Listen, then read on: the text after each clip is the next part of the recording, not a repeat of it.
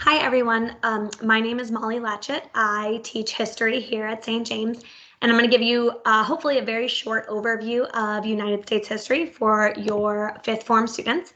Um, the U.S. history class at St. James traditionally goes from pre-Columbian America, so we deal with sort of pre-Columbian empires all the way up through, ideally, September 11th. We are finding ourselves in a position now where we're just about to start the Civil War, which is really exciting and interesting here at St. James because of our location. For those of you who don't know, our campus is about 6 miles from Antietam and less than an hour from Gettysburg. So we really try to take advantage of our location and certainly St. James's history as a little role player in the Civil War. So we'll talk a little bit about that in the coming weeks with your students. They're also about to embark on their first term paper assignment for the class. So definitely in the next couple of weeks, be sure to ask your students what they're doing for their term paper as it relates to the Civil War. We'll spend most of the second quarter on the Civil War and Reconstruction. So that'll take us pretty close to Thanksgiving. Just in terms of me, I am from a very small town in northern New Hampshire.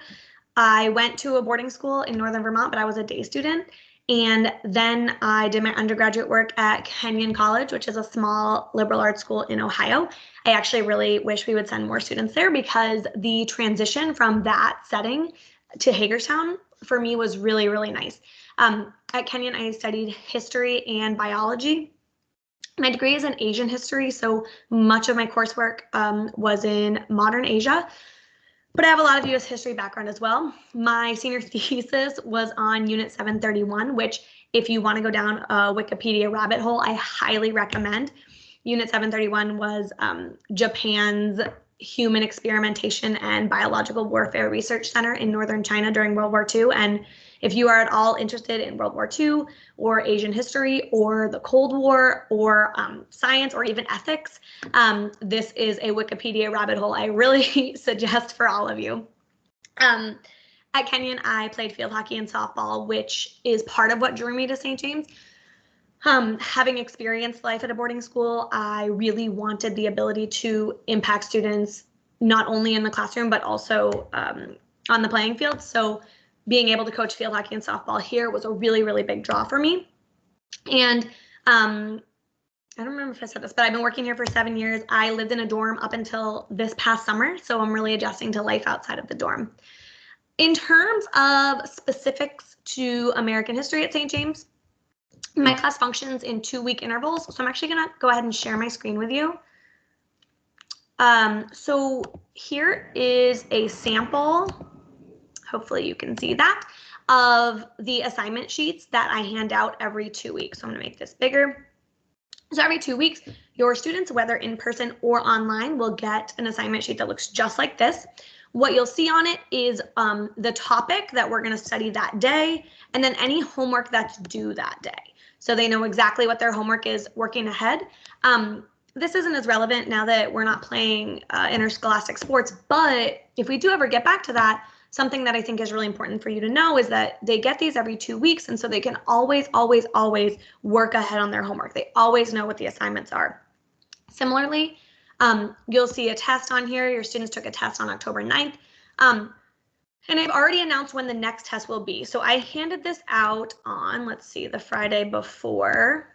Okay, so I handed this out the last Friday in September, and they already knew because of this that they had a test on Friday, October 30th. So I hope that what you'll find or what your students are finding about my course is that it is pretty structured and nothing is ever a surprise. I also want to point out while we're looking at this that all the homeworks are listed on here. The homeworks are also always discussed in class. I make a point of really trying to mention the homework at the start of class and at the end of each class. Plus it's on here. Plus it's always, always, always listed on Blackboard. And so even for, in the classroom, it's also listed on the board. So for the students who are in the classroom, they have one additional way. But even for the students online, they have so many places where they can check the homework before they even ask a friend. And so what I really want to make sure you guys understand in terms of being able to help your students, I'm going to stop sharing for a second. In terms of being able to help your students, is that really there's no reason to not do the homework in my class. It is impossible to not know what the homework is. It is super, super clear on the assignment sheets. It's super, super clear on Blackboard. And so we haven't had an issue with this. I don't think it will become an issue, but you always, always, always know where to direct them, which is right to Blackboard. I did my master's degree 100% online from George Washington University. A couple of years ago, I finished my master's in educational leadership and administration. And one of the most important things I learned is making sure we have really clear ways to submit the homework. And so what your students have found, hopefully, is that all of my assignments are due to Blackboard or Turnitin.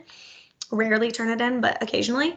And that's really, really clear to them. So we're not playing with assigning on Teams and submitting to Blackboard, or assigning on Blackboard and submitting on Teams. No, straight up assigned on Blackboard, also listed on the assignment sheet, also discussed in class, also listed on the whiteboard, and due to Blackboard or occasionally Turnitin. So that should be very clear cut.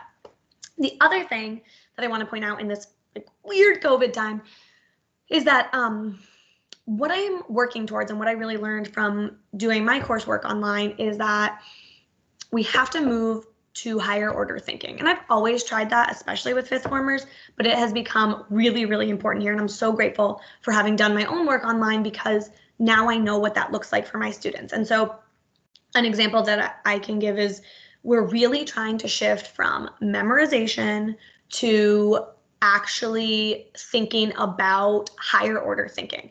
And so, for example, we were just talking about the American Revolution, and they're allowed to use their notes on tests and quizzes, which I think is really, really important, because it encourages them to take good notes. I know at the end of the day that they may not remember the year the Treaty of Paris was signed, but I sure want them to be able to take notes, because that's a skill that will benefit them way beyond my classroom.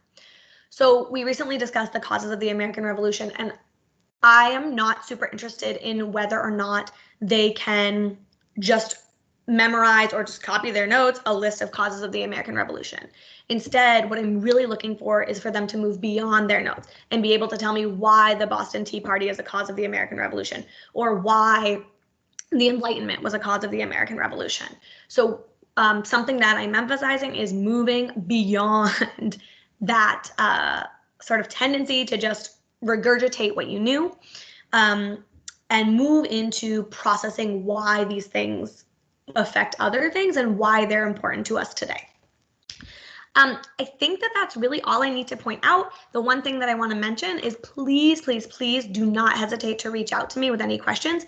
We obviously learned last spring, many of us here at St. James, and certainly if you were doing online learning elsewhere, that the best way that we can eliminate a lot of stress and anxiety is to reach out early and often. So your children have been doing a really good job of this. I hope that I have shown them that I'm really, really genuinely interested in their feedback, and I really care about what they have to say. They just completed a really cool project on proposing a new amendment, any amendment they think we need. And afterwards, we did a little debriefing where they gave me some feedback on the project itself and the assignment and the due dates and all of these things. And so, by the way, you should ask them what their amendment was. But what I want to point out is I'm really open to hearing what you have to say in terms of your experience as the parent. And certainly I hope your students feel comfortable talking to me about their experience as well. So the best way to reach out to me is through my email address, which is mhgoolman@stjames.edu. I got married in my time at St. James, so Lachut is going to get you nowhere on the email. So it's mhgoolman@stjames.edu, like everybody else. I hope that this was helpful for you guys. Please feel free to reach out. If not, I try to send positive emails just as often as I send sort of those negative, we need a little assistance emails. So hopefully you'll all hear from me for a good reason by the end of the semester.